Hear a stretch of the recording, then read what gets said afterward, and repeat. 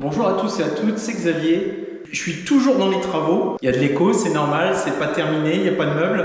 Petite news avant de commencer, le nom de la chaîne a été modifié, donc maintenant ça sera Xavmax. Ça permettra de m'élargir un petit peu plus et ne pas être enfermé dans l'univers Tesla. Même si des vidéos purement Tesla, il y en aura toujours, c'est l'ADN de la chaîne.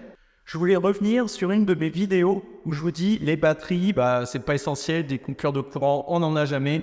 Mais j'avoue tout de même qu'il y a quelques jours, avec une vigilance orange pour mon département, j'étais content d'avoir une batterie sous la main.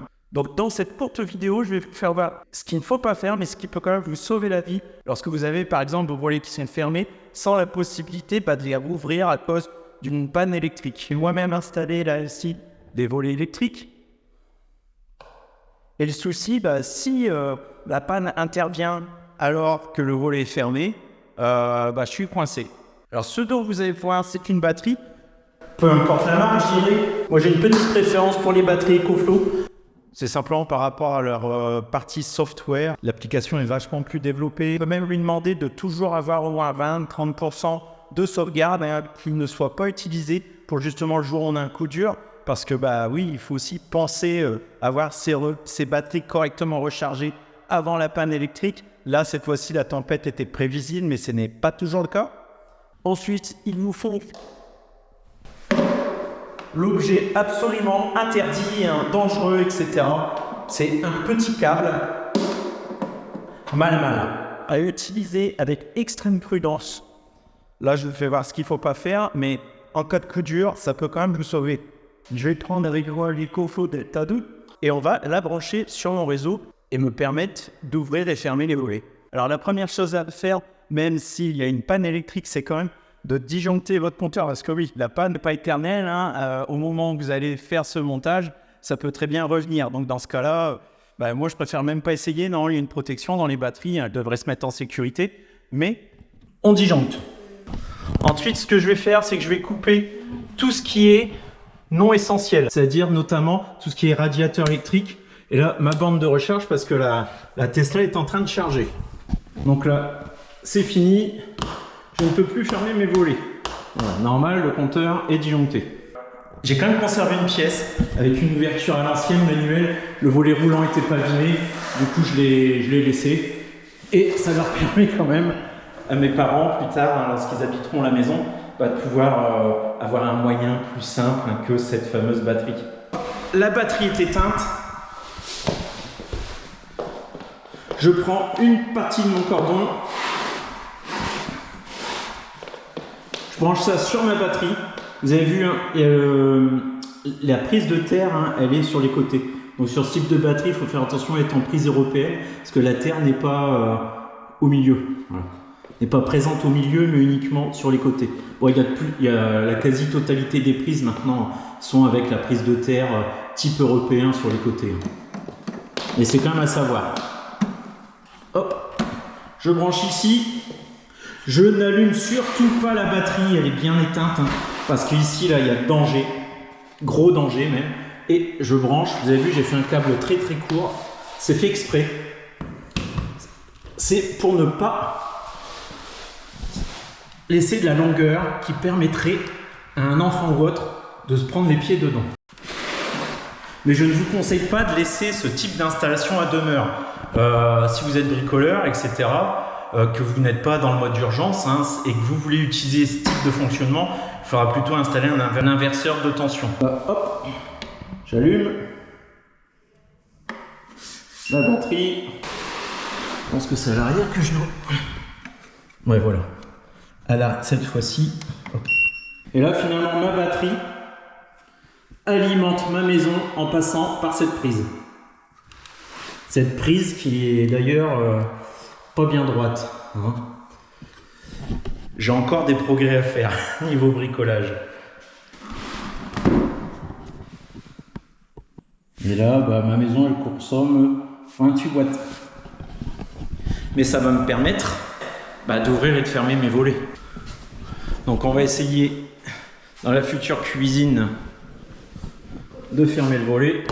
Et voilà, ça fonctionne. Je peux refermer mes volets et je suis bien dans un état disjoncté. Et surtout, je peux le réouvrir parce que je pense que en cas de panne de courant, vous serez plutôt content de pouvoir les ouvrir que les fermer. Parce que passer toute une journée dans le noir, voire même plusieurs jours, bon courage à ceux qui sont dans le cas là en Bretagne. On va aller voir où il pleut. On va aller voir du côté de mon père qui est en train de bricoler. Je pense qu'il a retrouvé l'électricité aussi. Ça marche l'électricité? Oui, c'est bien. C'est bon, c'est remis? Et en plus tu ponces. Ça marche? J'ai su qui c'était. C'est bon. Ah, en fait, c'est sur batterie. Là. Non. Si, c'est sur batterie. Bon, on va remettre ça en ordre quand même. Donc voilà, là, la maison, avec bon, il n'y a pas grand chose de branché, hein, mais elle pourrait tenir théoriquement 22 heures avec cette batterie. Donc 22 heures en mode veille, hein, parce qu'il n'y a strictement rien, j'ai coupé tout ce qui était chauffage. Donc là, il doit y avoir la VMC, peut-être une ampoule ou deux. D'ailleurs, là, je vais allumer. Hop. Et en plus, c'est une ampoule provisoire hein, que j'ai récupérée. C'est pas de la LED. Donc là, on monte à 40 watts et on baisse sur du 17 heures prévisionnel. 200 watts, 300 watts. Je pense qu'il est en train de poncer ses planches. Mais le gros avantage que je trouve vraiment super avec EcoFlow, elle est attachée à PowerStream avec des panneaux solaires, ce qui me permet de stocker un petit peu le surplus d'énergie produite dans cette batterie qui est ensuite réinjectée en fin de journée lorsqu'il y a moins de soleil.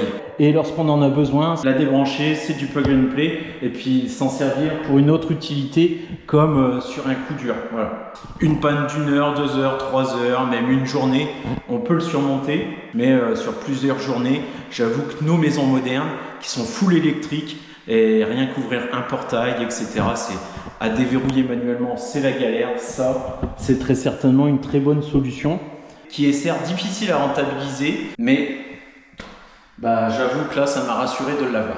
Si ce type de batterie vous intéresse, alors bon, moi j'ai une préférence pour EcoFlow, mais il y a un tas d'autres bonnes marques de batteries. Mais si ça vous intéresse, il y a de temps en temps des bons plans avec des batteries reconditionnées. Donc EcoFlow, hein, lorsqu'il y a une panne, en général, il ne s'embête pas, il les change. Et ensuite, il les vérifie, répare et remet dans le circuit. Et ça vous fait une belle ristourne. Et en plus, mon code promo, il est également valide même sur les produits reconditionnés. Donc je pense que vous pouvez la toucher à un bon prix. Je vous incruste ça à l'écran. Vous avez aussi vu comme ça un petit aperçu des avancées des travaux. Vous êtes assez nombreux à me le demander. Donc ça, c'est une pièce terminée. Enfin une, c'est la seule. Hein. Il y en a d'autres qui vont suivre, mais ça fait du bien de se dire enfin une.